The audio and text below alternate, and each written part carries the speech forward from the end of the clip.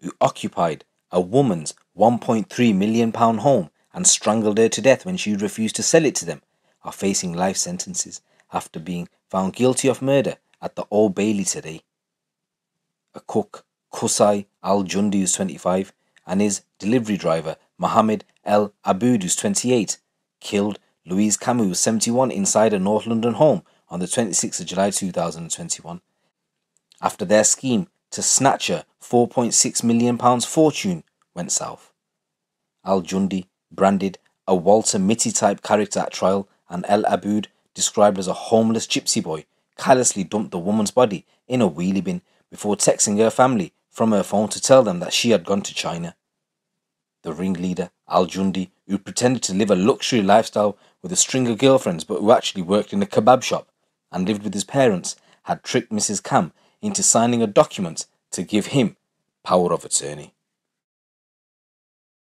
The married father of 3 likely believed that with Mrs. Kam dead, he would be able to sign over all of her wealth, including 2 properties, to himself, the court was told.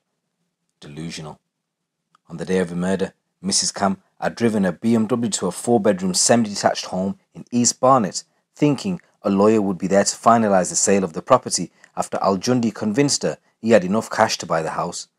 But as she sat in a chair, the killers approached her from behind and strangled her with a flex of a hairdryer belonging to El-Abboud, who had arrived to the country without a work visa just 2 months earlier.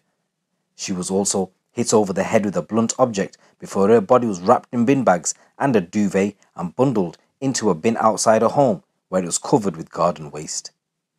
On the morning after Mrs. Kam's death, Al-Jundi paid £60 to a group of workmen to bring a van to remove the bin to his family's home in Harrow in northwest London.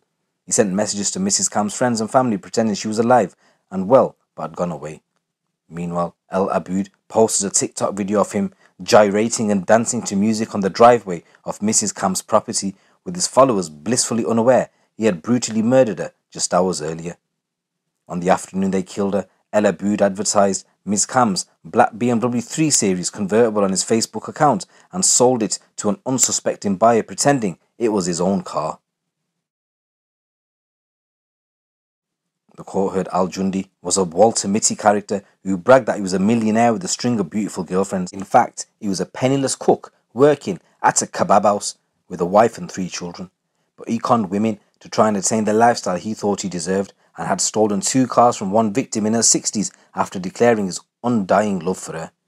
Al-Jundi told Mrs. Kam he loved her too, hoping she would sign the property portfolio over to him. He and his friend El-Abboud, described in court as a homeless gypsy boy, killed her when she refused. They denied murder, but Al-Jundi has never offered any explanations for his actions. El-Abboud blamed him and claimed he was actually asleep when the chef killed Mrs. Kam. The jury convicted them both of murder after a 2-month trial and now face life sentences on a date yet to be fixed. Mrs. Kam was a divorcee who had business premises and a block of flats near Al-Jundi's restaurant.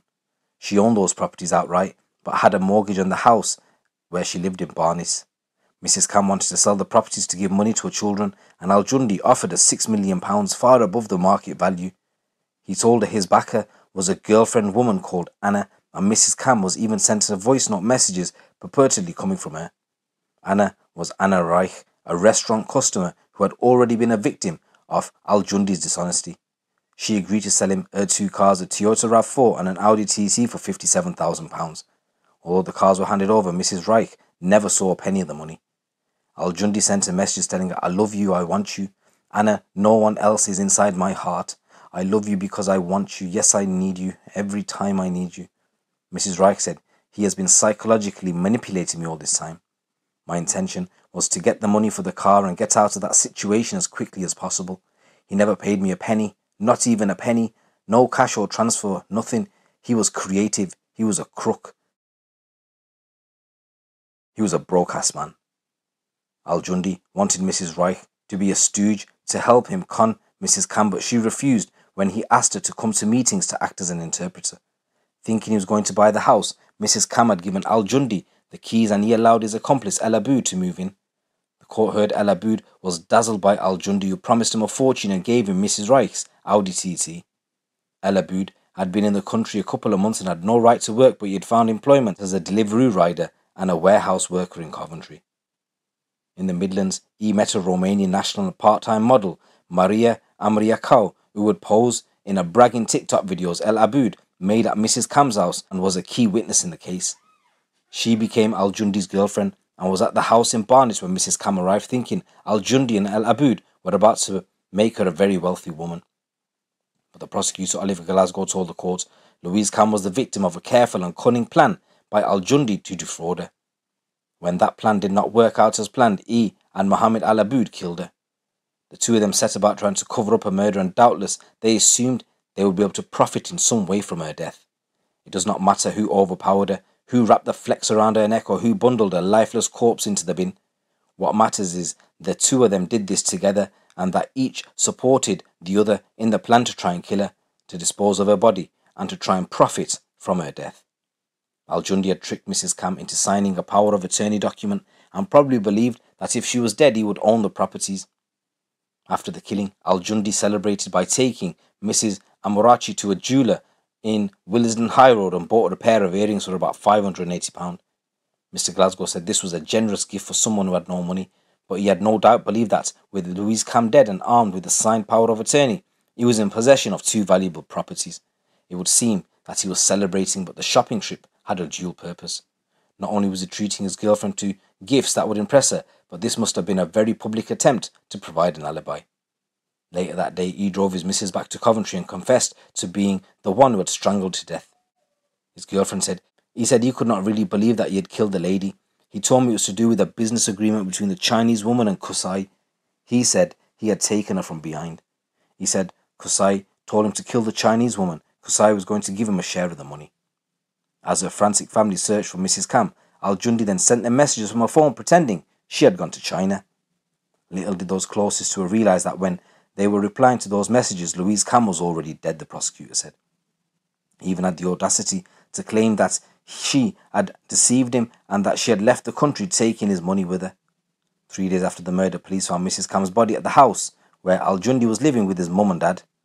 Upon closer inspection, the police could see the outline of a shoe wrapped in plastic, which was in turn wrapped in a duvet cover, the prosecutor said. It became clear there were human remains inside the bin. Her head had been wrapped in 3 black plastic bags, her body had been wrapped in a duvet, and her feet and lower legs had been wrapped in 2 plastic bags and taped up. Pathologists found Mrs. Kam had suffered multiple bruising, a fractured spine, and blunt impact to the head during the struggle or collapse. So both guys are going to be sentenced on February the 1st, but the Recorder of London, Judge Mark Luckroft, said of the victim, she was brutally murdered and left to be taken away in the rubbish. Absolute madness, guys. How did these fellas think that they were going to kill someone and take all her wealth? Beyond me. So a senior Met police person said, this just shows that these are repulsive men who have no moral compass and have no regard for life. He sold Louise's car to unsuspecting buyers, used the proceeds to buy new clothes, and then shot a repulsive short TikTok video where he is gyrating and dancing like nothing had happened, knowing that the day before he had murdered Louise, and then tried to dispose of her body. None of them showing any remorse throughout this trial. It's absolutely ridiculous. So guys, this is a news story coming from London. I just want to say rest in peace, Louise, and my condolences go out to your family. It's your boy GT. Keep it locked, keep it real.